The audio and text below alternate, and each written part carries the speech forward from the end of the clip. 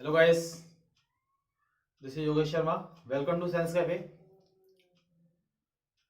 हम जो है एजुकेशन साइकोलॉजी शिक्षा मनोविज्ञान के अंतर्गत अधिगम जो है उसकी अभी एक लेक्चर हुआ है बस, जिसमें हमने अधिगम का जो जनरल डिस्कशन है, अधिगम क्या होता है उसके बारे में वहां पर चर्चा की है। आज हम अधिगम की थ्योरी जो है, अधिगम के सिद्धांत जिनको कहते हैं, उन अधिगम के सिद्धांतों के बारे में आज हम डिस्कशन करेंगे। वन बाई वन एक एक सिद्धांत को जो है डिटेल में स्टडी करेंगे। महत्वपूर्ण जो इम्पोर्टेंट फैक्ट जो हैं उन सिद्धांतों से, जहां से क्वेश्चन जो है बार बार एग्जाम्स में पुटअप किए जाते हैं, उन क्वेश्चंस के बारे में डिटेल डिस्कशन करेंगे यहाँ पर।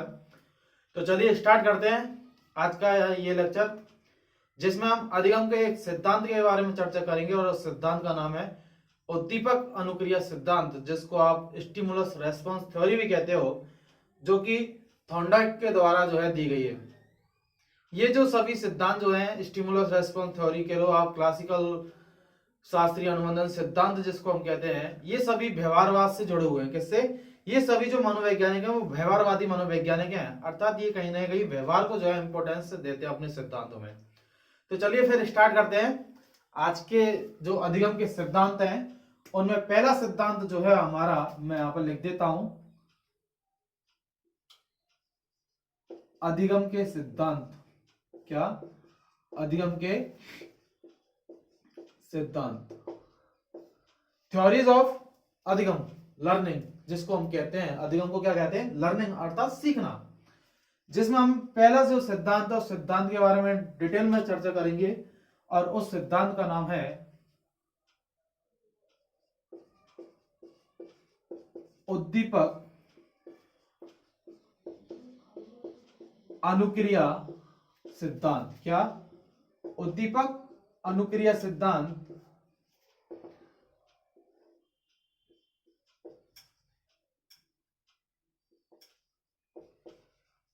SR theory. ये जो उद्दीपक अनुक्रिया सिद्धांत है, स्टिमुलस रेस्पॉन्स थ्योरी, ये स्टिमुलस रेस्पॉन्स थ्योरी जो है थॉर्नडाइक ने दी थी। किसने दी थी? थॉर्नडाइक ने दी थी। ये जितने भी सिद्धांत है, कहीं ना कहीं जो जेनेटिक जो चीज है, जेनेटिक जो है उसको कहीं ना कहीं ये सिरे से खारिज करते हैं, उस चीज को ये नहीं मानते हैं। ये व्यवहारवाद पर बेस्ड थ्योरीज हैं। यहाँ पर व्यक्ति के व्यवहार जो है, उस व्यवहार को चेंज करके उसमें परिवर्तन लाया जा सकता है। अर्थात मेन फोकस जो है इन सभी थ्योरीज का वो क्या है? व्यवहार, बिहेवियरिज्म जिसको हम कहते हैं। व्यवहारवाद के जनक हैं सभी साइकोलॉजिस्ट, इसलिए व्यवहार को इंपॉर्टेंस कहीं ना कहीं दी गई है। इससे पहले हम उद्दीपक अनुक्रिया सिद्धांत है, ये उद्दीपक अनुक्रिया सिद्धांत थॉर्नडाइक का है, जिन्होंने यहां पर एक भूखी जो बिल्ली है, क्या? भूखी बिल्ली जो है, उस भूखी बिल्ली पर जो है एक्सपेरिमेंट किया है, जिसमें इन्होंने कहा है कि भाई एक भूखी बिल्ली है और वो भूखी बिल्ली जो है पिंजरे में कैद है, अर्थात एक बंद जो पिंजरा है उस पिंजरे में भूखी बिल्ली को रखा गया है, और उसी कम बंद जो पिंजरा है उसी में लीवर लगा हुआ है, मतलब एक बटन जिसको आप कह सकते हो। उस पर यदि बिल्ली पैर रखती है तो उसका जो पिंजरे का जो गेट है वो गेट ओपन हो जाता है अपने आप। ठीक है। अब इसने थॉर्नडाइक ने क्या किया? अनेक सारे इन्होंने एक्सपेरिमेंट किए, ऐसा नहीं है कि एक्सपेरिमेंट किया है, लेकिन जो पॉपुलर जो एक्सपेरिमेंट है उस एक्सपेरिमेंट की मैं यहां पर बात कर रहा हूं, उसका ही जिक्र कर रहा हूं यहां पर। तो थॉर्नडाइक ने क्या किया? भूखी बिल्ली को एक बंद पिंजरे में रखा, और पिंजरे के बाहर जो है मांस का टुकड़ा या मछली का टुकड़ा जो है, उस मछली के टुकड़े को क्या किया? रखा। ठीक है, जैसे समझ लेते हैं, अच्छा डायग्राम तो बना नहीं पाता मैं। ये एक पिंजरा है, ये मान लीजिए। ठीक है। इस पिंजरे में यहां पर ये मान लीजिए कि बिल्ली है। ठीक है। यहीं पर क्या लगा हुआ है? लीवर। ये क्या है? लीवर। ये जो लीवर है एक प्रकार का बटन है। ठीक है। यदि बिल्ली इस पर पैर रखेगी तो यहां पर जो एक गेट है, ये गेट क्या होता है? ओपन होता है। ठीक है, ये मान के चलो। और इन्होंने क्या किया है कि यहां पर जो है मांस का टुकड़ा वगैरह उसके लिए रख दिया है, जो यहां पर स्टिमुलस का काम करेगा। किसका काम करेगा? स्टिमुलस, अर्थात उद्दीपक का काम करेगा। किसका काम करेगा? मैं लिख देता हूं यहां पर, स्टिमुलस। स्टिमुलस मतलब उद्दीपक का यहां पर कार्य करेगा, ये मांस का टुकड़ा। ये क्या है, लीवर। अब बिल्ली को जैसे ही, भूखी बिल्ली है, कैसी है, भूखी बिल्ली है, तो नेचुरल प्रोसेस है कि जब कोई इंसान भूखा होता है और उसको यदि भोजन दिखता है तो वो जानवर जो है, वो जानवर क्या करता है, एक्टिविटी करेगा। अब जैसे ही बिल्ली को ये जो मांस का टुकड़ा दिखता है पिंजरे के बाहर, तो बिल्ली क्या करती है, छलांग मारती है उस पिंजरे में बार बार, ठीक है। लेकिन पिंजरा कैसा है, पैक है, और उसका जो गेट है वो ओपन नहीं है। बिल्ली को ये नहीं पता है कि इस लीवर को यदि दबाया जाएगा तो गेट ओपन होगा।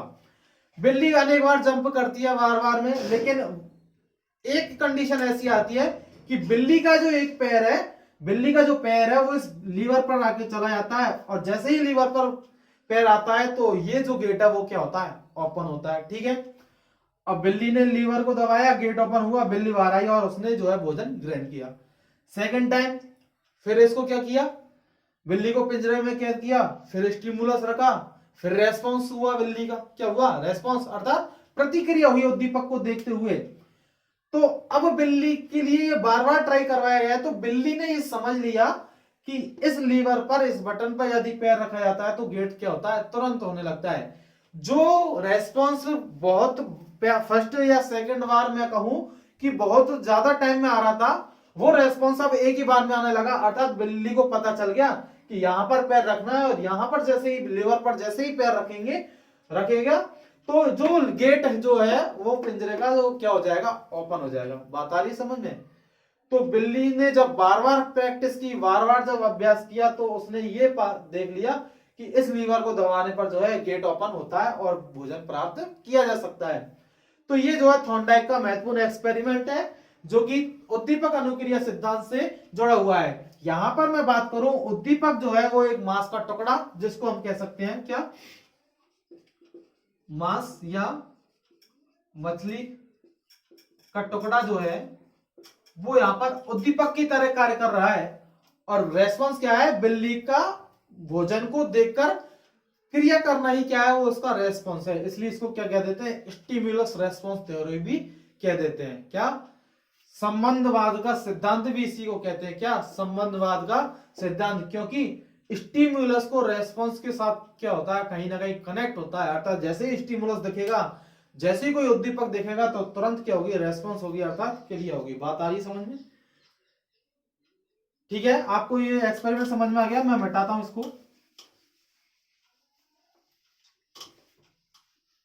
अब हम यहां पर बात करें तो उद्दीपक अनुक्रिया जो सिद्धांत है, ये उद्दीपक अनुक्रिया सिद्धांत किसने दिया है, थॉर्नडाइक ने। किसने, थॉर्नडाइक ने। कई बार एग्जाम में क्वेश्चन पूछा जाता है उद्दीपक अनुक्रिया सिद्धांत के प्रवर्तक कौन है, ठीक है। ये जो थॉर्नडाइक है, इनको फादर ऑफ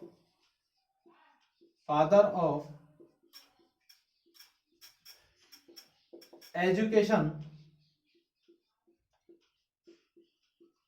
साइकोलॉजी, शिक्षा मनोविज्ञान के जनक भी किनको कहा जाता है, थॉर्नडाइक को कहा जाता है। और मैं यहीं पर बात करूं कि प्रथम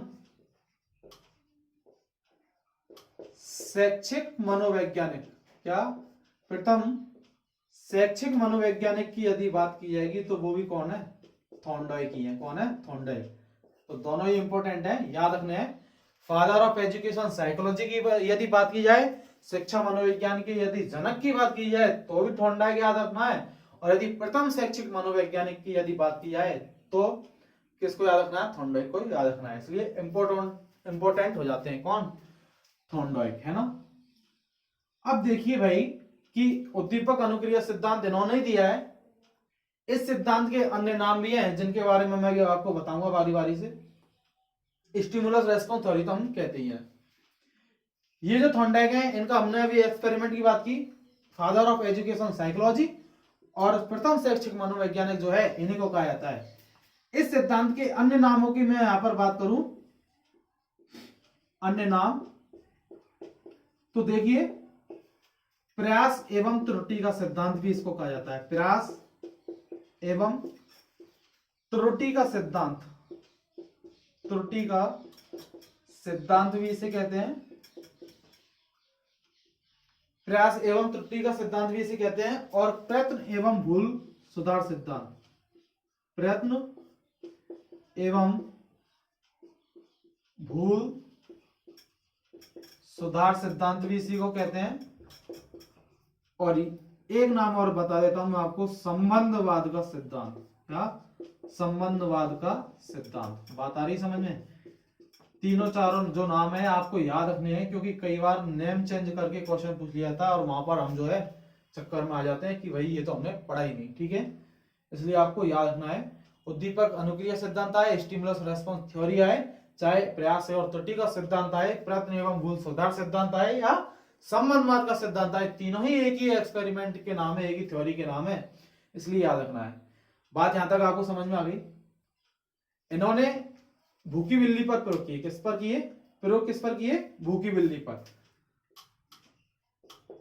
भूखी बिल्ली पर इन्होंने प्रयोग किए, जहां पर उद्दीपक जो है,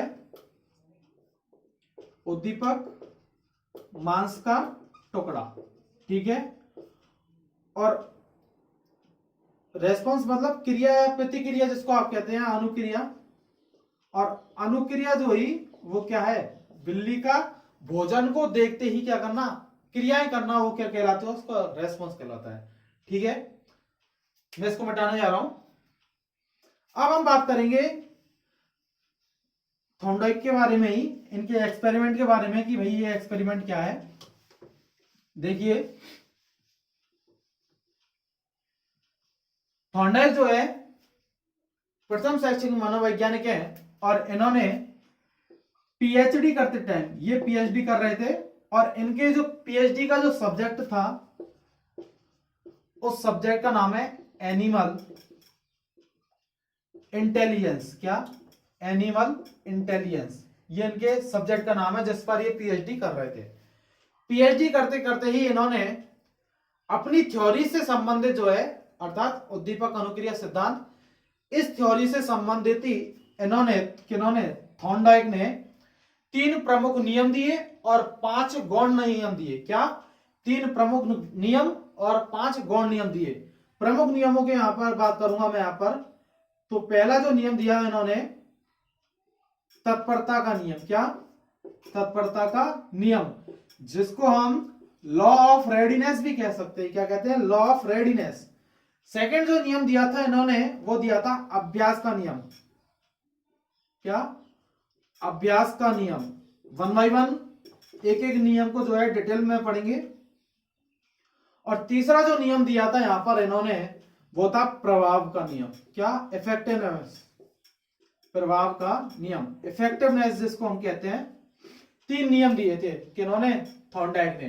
अपने थ्योरीज पर जो है, जैसे ही ये पीएचडी कर रहे थे, तो पीएचडी करते करते ये थ्योरी पर भी काम कर रहे थे, और यहीं पर इन्होंने 3 नियम दिए। इन नियमों के बारे में 1 by 1 स्टार्ट होते हैं। हम 1 by 1 इसके बारे में जानने का प्रयास करते हैं। देखिए, तीनों ही जो नियम है, क्या कहते हैं? तत्परता का नियम, जिसको हम कहते हैं लॉ ऑफ रेडीनेस, जिसको हम कहते हैं तत्परता का नियम। ये नियम जो है, ये कहता है कि आप जब किसी कार्य के लिए, करने के लिए तत्पर हो, अर्थात प्रॉपर रूप से आप किसी कार्य के लिए तत्पर हो, तो वहां पर सीखना जो है, लर्निंग की जो प्रोसेस है, वो क्या होती है? बहुत ज्यादा होती है, अर्थात बहुत जल्दी सीखा जा सकता है। एक बच्चा यदि उसको सीखने की आदत है, अर्थात उसका किसी चीज में इंटरेस्ट है, अर्थात आप मेंटली रूप से और फिजिकली रूप से यदि सीखने के लिए तत्पर हो, रेडी हो, तो वहां पर सीखना क्या होता है? बहुत ज्यादा होता है। यदि आप रेडी हो सीखने के लिए, लेकिन आपको वहां पर क्या आ रही है? बाधा आ रही है। क्या? आप सीखने के लिए तत्पर हो, लेकिन वहां पर आपको कोई सीखने से रोक रहा है, तो वहां पर भी क्या होगा? सीखना नहीं होगा। 3 टाइप दिए हैं इसमें इन्होंने। मैं आपको बता रहा हूं कि यदि आप सीखने के लिए तत्पर हो, तो सीखना क्या होता है? सर्वाधिक होता है। यदि आप तत्पर नहीं हो, तो वहां पर क्या होगा? सीखना नहीं होगा। तो इसी में क्या है? पहली कंडीशन ये है कि यदि आप रेडी हो, तो वहां पर सीखना सर्वाधिक होगा। सेकंड कंडीशन ये है कि आप सीखने के लिए तत्पर तो हो, लेकिन आपको सीखने से रोका जा रहा है, तो वहां पर सीखना नहीं होगा। क्या होगा? खीज उत्पन्न होगी। ठीक है। और थर्ड कंडीशन ये है कि आप सीखने के लिए तत्पर नहीं हो, लेकिन आपको जबरदस्ती, प्रेशराइज जो है, आपको सिखाने की कोशिश की जा रही है, मतलब ऐसा होता है ना कई बार कि एक बच्चा जो है पढ़ने के लिए रेडी नहीं है, लेकिन फिर भी उसके पेरेंट्स या टीचर जो है उसको जबरदस्ती पढ़ा रहे हैं, तो वहां पर जो है बच्चा लर्न नहीं करेगा, अर्थात वो क्या है, उसके लिए जबरदस्ती है। अर्थात यदि आप मेंटली और फिजिकली रूप से सीखने के लिए तत्पर नहीं हो तो वहां पर भी सीखना नहीं होगा। ठीक है, सबसे बेस्ट कंडीशन याद रखनी है कि आप सीखने के लिए तत्पर हो, रेडी हो प्रॉपर रूप में, तो वहां पर सीखना क्या होगा, सर्वाधिक होगा। बात आ गई होगी समझ में। सेकेंड कंडीशन क्या है, अभ्यास का नियम, law of readiness, sorry law of practice. अभ्यास जितना हम करते हैं किसी चीज के बारे में, जितना हम किसी चीज का अभ्यास करेंगे वो चीज जो है प्रॉपर रूप से स्थायी हो जाती है, वो जो ज्ञान है वो हमें क्या हो जाता है, स्थायी हो जाता है। आपने देखा है कि हम पूजा वगैरह करते हैं और आप सभी लोग हनुमान चालीसा पढ़ते होंगे, कुछ भी पढ़ते होंगे, जिसको भी आप मानते हैं, तो आपको फर्स्ट बार जब पढ़ते हैं तो हम देख देख कर पढ़ते हैं, लेकिन यदि उसी को यदि रोजाना पढ़ा जाए तो आप जो है बिना देखे भी बहुत कम समय में उस चीज को क्या करते हो, बोलने लग जाते हो। तो ये क्या है, अभ्यास का नियम है। क्या है, अभ्यास, अर्थात आपने उस चीज की रोजाना क्या की है, प्रैक्टिस की है, तो ये क्या कहीं ना कहीं अभ्यास से जुड़ती है। इसमें भी दो भागों में बांटा गया है कि उपयोगी और अनुपयोगी। क्या, उपयोगी और अनुपयोगी। अर्थात कहने का मतलब यह है कि उपयोगी जो ज्ञान है, उपयोगी जो ज्ञान होगा वो क्या होगा, स्टेबल होगा। क्या होगा, उपयोगी जो नॉलेज है, उपयोगी जो ज्ञान है वो क्या होगा, स्टेबल होगा। यदि किसी भी विषय वस्तु के बारे में आपने मतलब उसका उपयोग करना बंद कर दिया तो वो ज्ञान क्या होता है, धीरे धीरे लुप्त होता जाता है। कहने का मतलब ये है कि एक विषय वस्तु है, उसको हम डेली रिवाइज करते हैं तो वो जो ज्ञान है वो लाइफ टाइम बना रहेगा, हम उसको जब तक पढ़ेंगे। ठीक है, जैसे कि आप एक एग्जांपल से समझो कि 10th तक सभी ने मैथ पढ़ी हो रही होती है और अनेक सारे फॉर्मूला जो है हम उपयोग में करते हैं, उस टाइम हम उन्हीं फॉर्मूलों से जो है बहुत जल्दी किसी भी क्वेश्चन को सॉल्व कर देते। लेकिन आज की कंडीशन की हम बात करें तो किसी ने 10th बाद सब्जेक्ट चेंज किया है, किसी ने आर्ट्स लिया, किसी ने साइंस लिया, तो यहां हम बात करें तो 10th के बाद जैसे ही हमने सब्जेक्ट चेंज किया और आज की कंडीशन में हम बात करें तो हमें वो फॉर्मूलाज तक याद नहीं है जिनको हम 10th में अच्छे से उनसे रिलेटेड जो क्वेश्चन है वो कर दिया करते थे। अर्थात हम जिस चीज का उपयोग करते हैं वो चीज स्टेबल हो जाती है, अर्थात वो जो नॉलेज है वो स्टेबल होती है। जिस चीज का हम उपयोग नहीं करेंगे वो हमारे लिए क्या है, अनुपयोगी है, और ऐसा जो ज्ञान है वो धीरे धीरे क्या होता जाता है, अर्थात लुप्त होता जाता है। बात आई समझ में। तो अभ्यास, प्रैक्टिस मेक्स ए मैन और वुमेन परफेक्ट, ये वाला जो चीज है वो यहीं से निकलती है। क्या, प्रैक्टिस मेक्स ए मैन और वुमेन परफेक्ट। ठीक है, तो दोनों चीज समझ में आई, उपयोगी और अनुपयोगी। सेकंड जो लॉ है वो क्या है, प्रभाविता का नियम। क्या, प्रभाविता का नियम, जिसको कहते हैं लॉ ऑफ इफेक्टिवनेस जिसको कहा जाता है। तो देखिए भाई, प्रभाविता का नियम क्या है, इसमें होता क्या है कि यदि आप सॉरी 1 सेकेंड,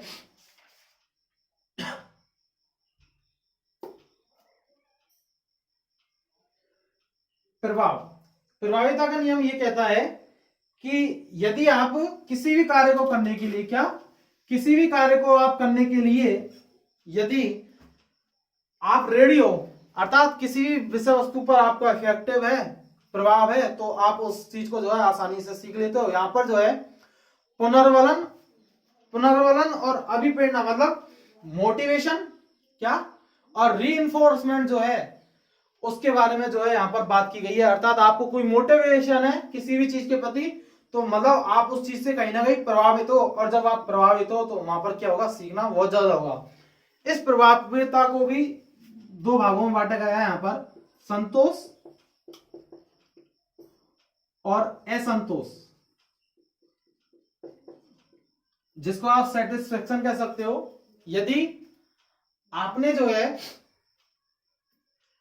आपने कुछ सीखा और आपको वहां पर ये ज्ञान हो गया कि ये जो चीज है वो मैंने प्रॉपर रूप से अच्छे तरीके से सीख ली है, तो वहां पर जो आपका जो ज्ञान है, वहां पर जो आपकी जो नॉलेज है वो स्टेबल हो जाएगी। कैसे हो जाएगी, स्टेबल। मतलब क्या है, मतलब ये है, एक बालक जो है साइकिल चलाना सीख रहा है, और साइकिल चलाना मतलब स्टार्ट किया, शुरू में नहीं जानता था, लेकिन प्रैक्टिस की, अभ्यास किया, और अभ्यास करते करते जो है वो जो है उस साइकिल चलाने को आसानी से सीख गया, अर्थात उसमें सेटिस्फेक्शन है कि अब मैं इस साइकिल को चला लूंगा।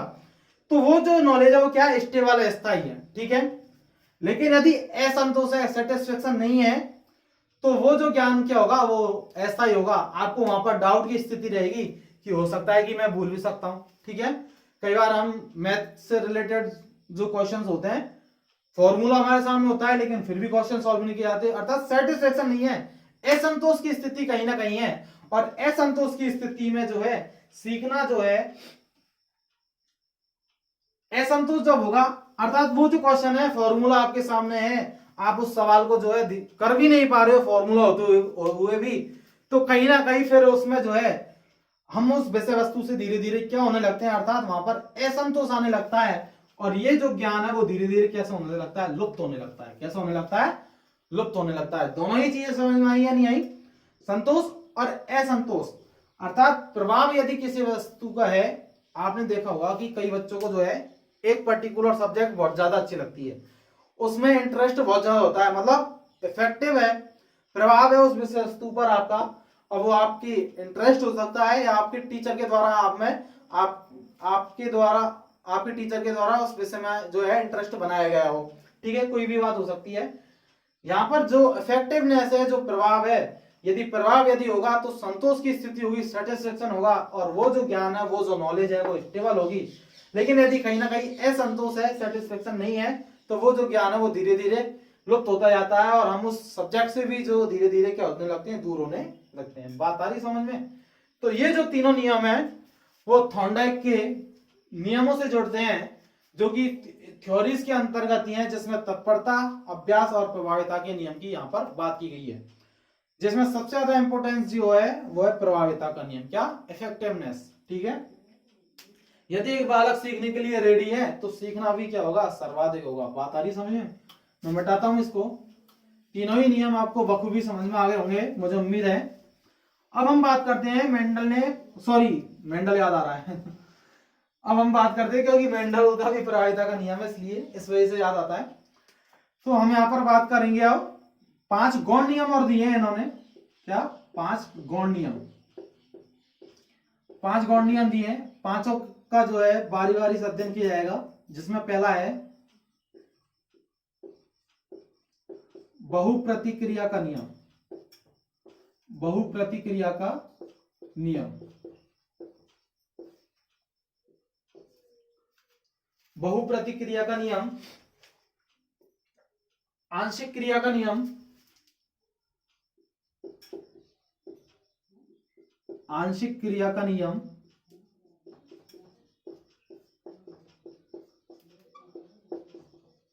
आंशिक क्रिया का नियम, थर्ड है मनोवृत्ति का नियम, मनोवृत्ति का नियम, मतलब जैसी हमारी किसी चीज के प्रति धारणा, जो दृष्टिकोण की जो बात हो वो यहाँ पर की जाती है। मनोवृत्ति का नियम, आत्मीकरण का नियम और साहचर्य का नियम।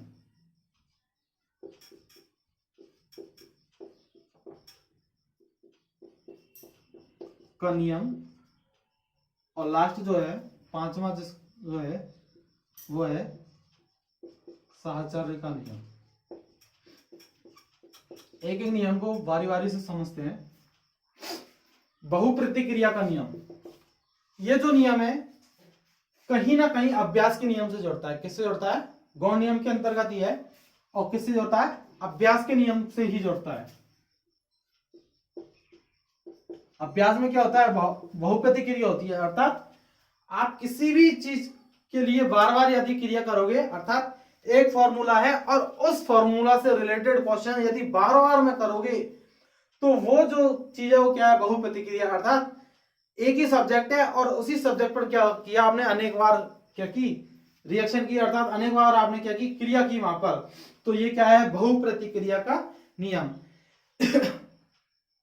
इसमें बहुप्रतिक्रिया करना क्यों आवश्यक है, क्योंकि निराशा जब होती है, जैसे कि बिल्ली ने बार बार क्रिया की, बिल्ली को निराशा हुई, लेकिन वन कंडीशन ऐसी आती है कि बिल्ली का जो है पैर है वो लीवर पर जाता है और उसे उसका जो गेट है वो ओपन होता है और भोजन मिलता है। अर्थात निराशा थी, लेकिन जैसे ही गेट ओपन हुआ होप आई, आशा आई। अर्थात जब आप किसी भी कार्य को बार बार करते हैं, रिपीट में करते हैं, तो कहीं ना कहीं वहां पर हमें होप दिखाई देती है, एक आशा दिखाई देती है, और वो जो कार्य है वो धीरे धीरे होने लगता है। तो ये नियम किससे जुड़ता है? अभ्यास के नियम से। यहाँ पर बिल्ली बार बार असफल भी हो रही थी, लेकिन लास्ट में उसको क्या मिली? सफलता मिली। इसलिए आपको याद रखना, मैं यहां पर लिख देता हूं निराशा से आशा। कई बार क्वेश्चन ऐसे ही पूछ लिया जाता है।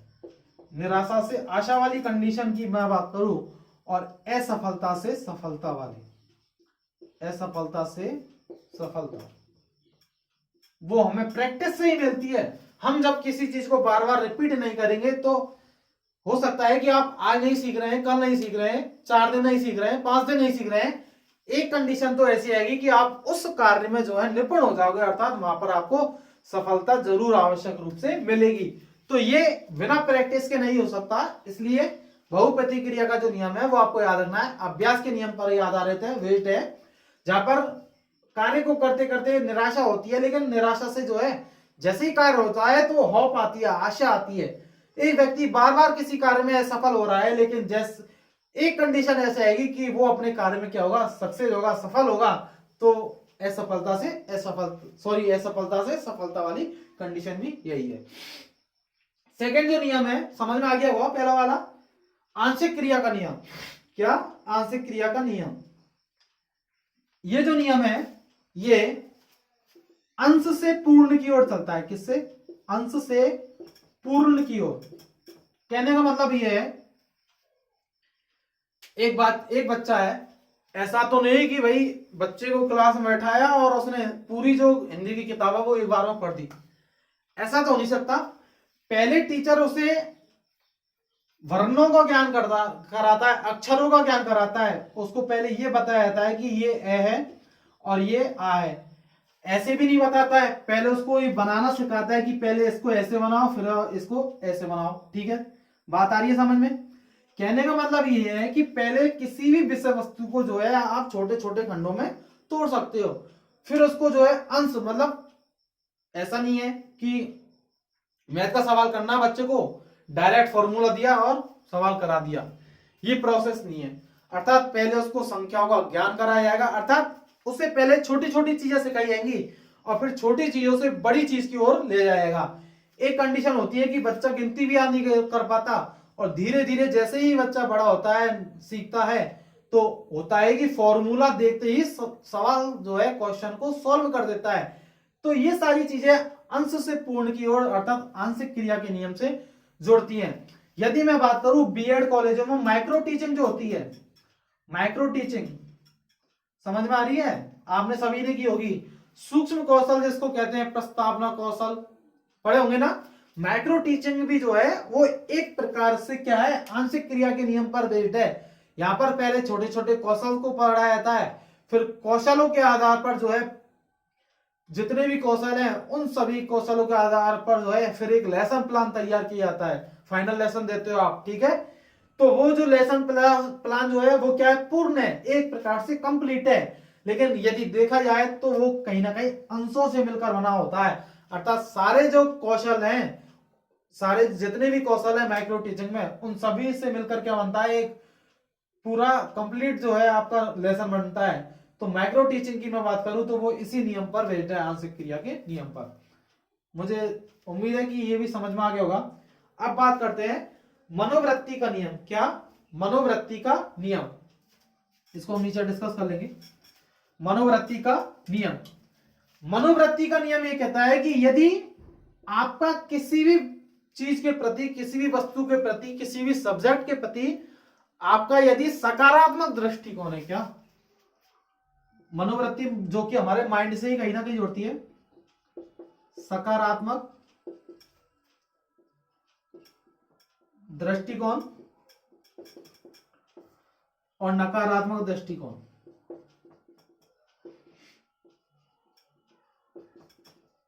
सकारात्मक दृष्टिकोण और नकारात्मक दृष्टिकोण। यदि आपकी जो मानसिक स्थिति है, मनोवृत्ति का नियम जिसको हम कहते हैं, यदि आपके मानसिक जो स्थिति है वो किसी भी वस्तु के प्रति पॉजिटिव है, अर्थात आपका किसी भी सब्जेक्ट के प्रति जो है सकारात्मक दृष्टिकोण जो है, आपका नजरिया यदि सकारात्मक है तो वहां पर भी आपका जो अधिगम है वो क्या होगा, सर्वाधिक होगा। यदि आपका जो दृष्टिकोण है किसी भी चीज के प्रति पहले से ही खराब है, कई बार होता है एक टीचर है, वो टीचर आपको कितना भी अच्छा पढ़ा रहा है लेकिन आपके मन में उस टीचर के प्रति नेगेटिविटी भरी हुई है, तो आप उस टीचर से कभी भी नहीं सीख पाओगे। ठीक है, एक टीचर है जो आपको बहुत पसंद है, चाहे वो अच्छा नहीं पढ़ाता है लेकिन फिर भी उसकी चीज जो है आपको समझ में आएगी। क्यों? क्योंकि आपका उस टीचर के प्रति पॉइंट ऑफ व्यू जो है, आपका जो विचार जो है वो वहां पर उस टीचर के प्रति क्या है, पॉजिटिव है। तो पॉजिटिव यदि व्यू होगा, पॉजिटिव यदि दृष्टिकोण यदि हमारा है तो वहां पर सीखना होता है। लेकिन नकारात्मक दृष्टिकोण यदि है तो सीखना नहीं होगा। क्या? नकारात्मक यदि दृष्टिकोण है तो वहां पर सीखना नहीं होगा। बात आ रही है समझ में? ठीक है, ये भी समझ में आ गया होगा। अगला जो है आत्मीकरण का नियम, जिसको हम कहते हैं,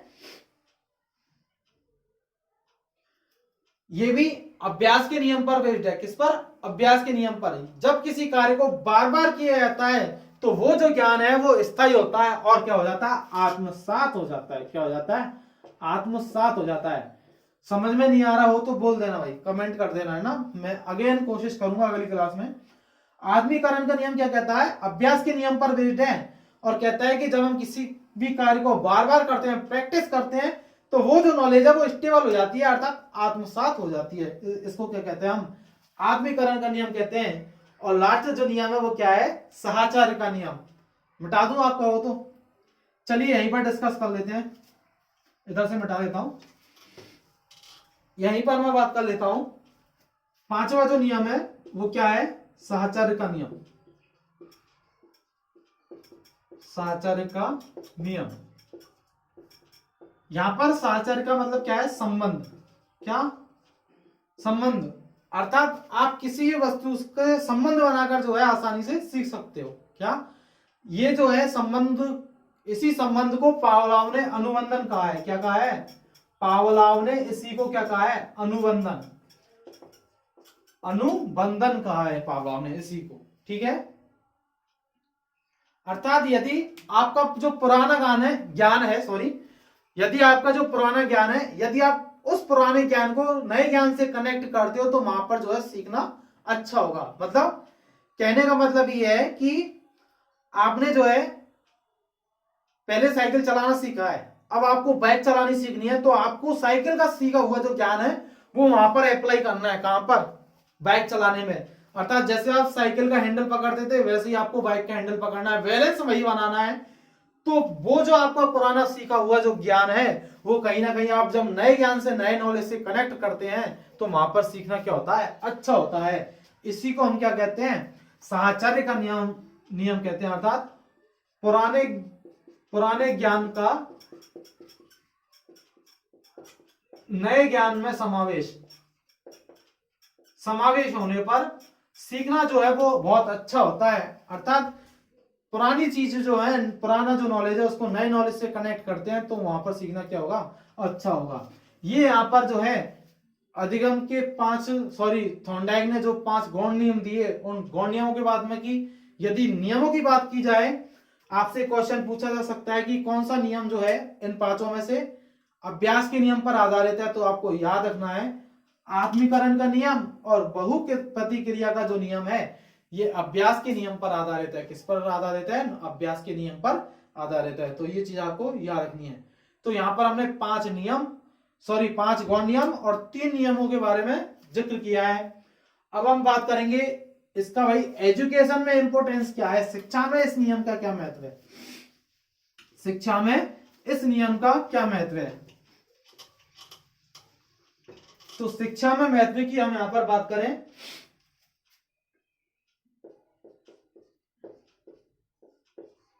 शिक्षा में महत्व की मैं यहां पर बात करूं तो ये जो नियम है छोटे बालकों के लिए उपयोगी है। क्या?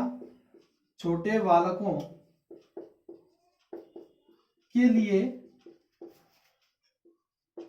छोटे बालकों के लिए कैसा है? उपयोगी है। ठीक है, पहला पॉइंट तो ये है इसका। सेकंड, विज्ञान,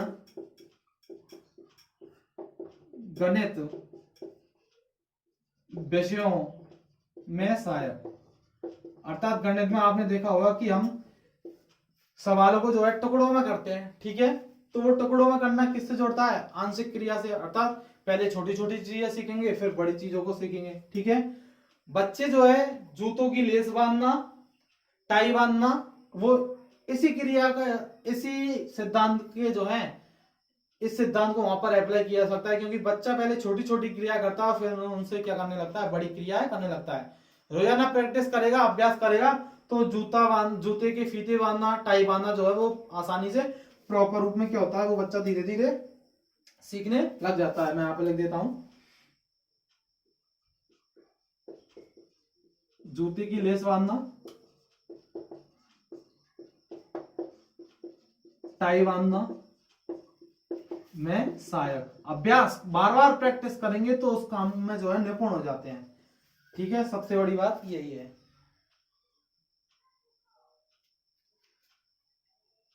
सीखने का प्रारंभिक सिद्धांत, सीखने का प्रारंभिक सिद्धांत। तो ये जो है इस सिद्धांत के शिक्षा में जो है महत्व की हमने यहाँ पर चर्चा की। क्या छोटे बालकों के लिए उपयोगी है?